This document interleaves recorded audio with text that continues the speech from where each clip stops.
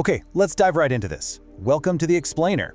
If you're tuning in right now, there's a pretty good chance that you, or maybe someone you love, is currently wrapped up in a blanket, surrounded by an absolute mountain of used tissues, battling the sheer misery of a sleepless night. We're talking about the common cold and the flu. And today, we're going to break down exactly how to survive them, using the best medical data available. Look, we have all been there, right? It's 3 a.m., your entire body is aching, your nasal congestion makes it feel like you're breathing through a literal cocktail straw, and you're desperately scrolling on your phone searching for a miracle cure. Honestly, at that point, you're probably tempted to try some bizarre home remedy you read about on a random forum. You know, like strapping raw garlic to your feet or drinking boiling hot chili water. But hold on, before you do any of that, let's take a step back and look at what the science actually says. So, I'm just going to give you the tough truth right up front. According to top medical authorities, we're talking places like the Mayo Clinic and the UK's National Health Service, there is absolutely no cure for the common cold or the flu. None. Zero. Because they're caused by viruses, standard medicines and antibiotics simply cannot cure them. But hey, don't click away just yet, because while we can't cure it, we can absolutely conquer the symptoms. Think of this explainer as your personal medical roadmap to get you through the sickness. We're going to use a really simple triage framework today to sort all these treatments into 3 buckets. Green light remedies that definitely work, yellow light remedies that are, well, mostly myths, and red light remedies that you absolutely need to avoid completely. So here's our game plan for today. We'll cover 1. Cold or flu. 2. Remedies that actually work. 3. The magic of honey. 4. Mixed results and myths. 5. What to avoid completely. And 6. When to see a GP. All right, let's kick things off with section 1. Cold or flu? Spotting the difference. Before we try to treat the enemy, we kind of have to figure out exactly what we're fighting, right? Are you dealing with a standard run-of-the-mill cold, or is it the flu? Now, what's really interesting here is how the NHS clearly distinguishes between the two, mostly based on timing and impact. A cold? That's a slow burn. It comes on gradually over 2 to 3 days. It's super annoying, sure, and it mostly affects your nose and throat, but you can usually push through and function. The flu, on the other hand, is literally like being hit by a truck. It appears fast, often within just a few hours. It hits your entire body with aches and chills and makes you feel just utterly exhausted. If you are too unwell to even carry on a normal routine, yeah, you're likely looking at the flu. Moving right along to section 2, remedies that actually work. The green light. So, assuming you're managing this at home, these are the green light remedies, the ones undeniably effective, backed by science, and totally safe for managing your symptoms. Now, these might seem basic, but they are absolutely your best line of defense. Rest and hydration, non-negotiable. But let's talk about chicken soup for a second. Healthline actually notes there's real evidence showing the nutrients in chicken soup might slow down the movement of neutrophils in your body. Now, neutrophils are white blood cells that protect you from infection, so by slowing them down, they actually stay concentrated in the specific areas of your body that need them the most to heal. Pretty cool, right? Aside from that, we've also got cool mist humidifiers to reduce airway inflammation and saline drops to naturally clear out all that stubborn congestion. Now, if you have a sore throat, this next green light remedy is highly effective, it works immediately, and it's practically free. It's the classic DIY saltwater gargle. You just dissolve 1 teaspoon of salt in a glass of warm water, swish it around, gargle, and spit it out. The science here is so simple but really brilliant. The salt water naturally reduces and loosens mucus, which actually contains the bacteria and allergens that are irritating your throat in the first place. It's just a fantastic, practical tool for adults and older kids. Okay, let's jump to section 3, the magic of honey, a deep dive into liquid gold. If there is one absolute superstar in the world of cold remedies, it has got to be honey. We're going to do a bit of a deep dive here into a fascinating clinical study published in the International Journal of Advanced Research.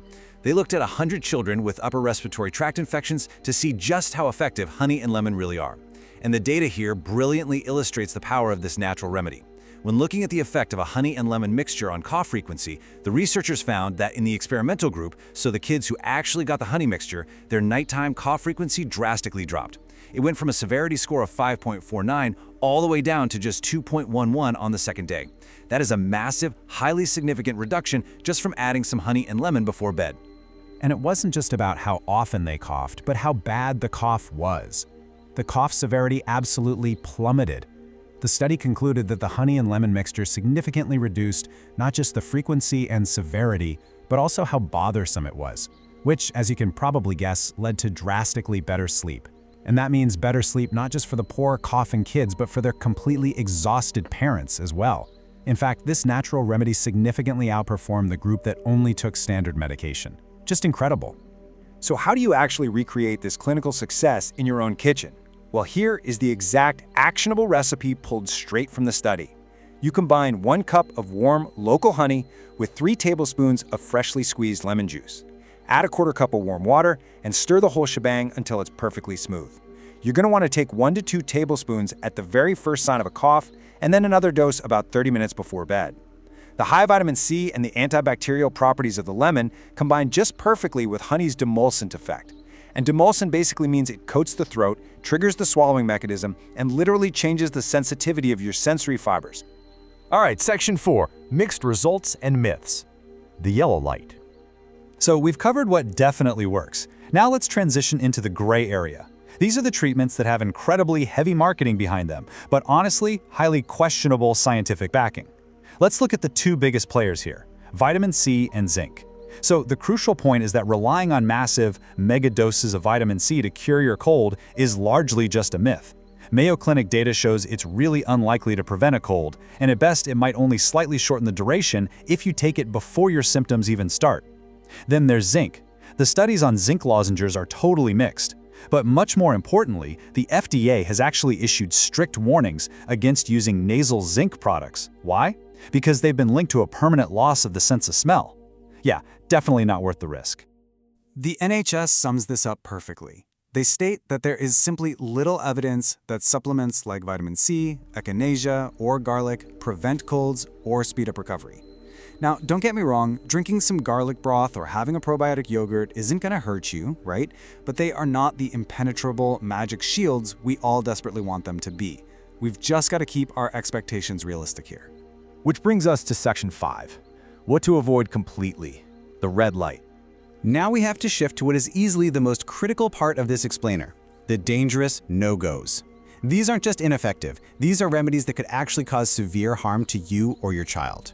These age restrictions are absolutely not just gentle suggestions, they are vital, absolutely crucial safety guidelines. Remember that incredible honey recipe we just raved about? Well, you must never give honey to a child under 12 months old due to the risk of botulism spores, which a tiny infant's immune system just cannot fight off. VapoRub, do not use that on children under 2. Over-the-counter cough and cold medicines should never be given to kids under 4 because of the risk of serious side effects and accidental overdose. And this is a big one. Never give aspirin to children or teenagers with viral infections. It is directly linked to Ray's syndrome, which is a rare but completely life-threatening condition. The other major red light here is the misuse of antibiotics. As the Mayo Clinic strictly warns, antibiotics attack bacteria. Colds and the flu? Well, they are viruses. So antibiotics are completely 100% useless against a cold virus. Begging your doctor for a Z-Pack is not going to help you get well faster. All it actually does is contribute to the very serious global threat of antibiotic-resistant superbugs. So skip the antibiotics for a cold. Let's move to our final section, section 6, when to see a GP, knowing the limits. Look, home remedies are fantastic, but you have to know exactly when a bowl of chicken soup just isn't going to cut it and professional medical intervention is required.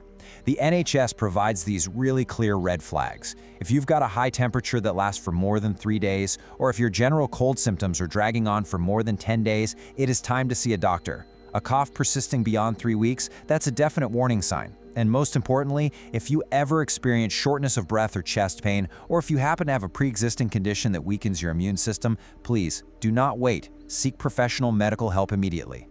As we wrap up this explainer, I want to leave you with a bit of a shift in perspective. When we get sick, we almost always view the coughing, the fever, and the endless runny nose as the enemy.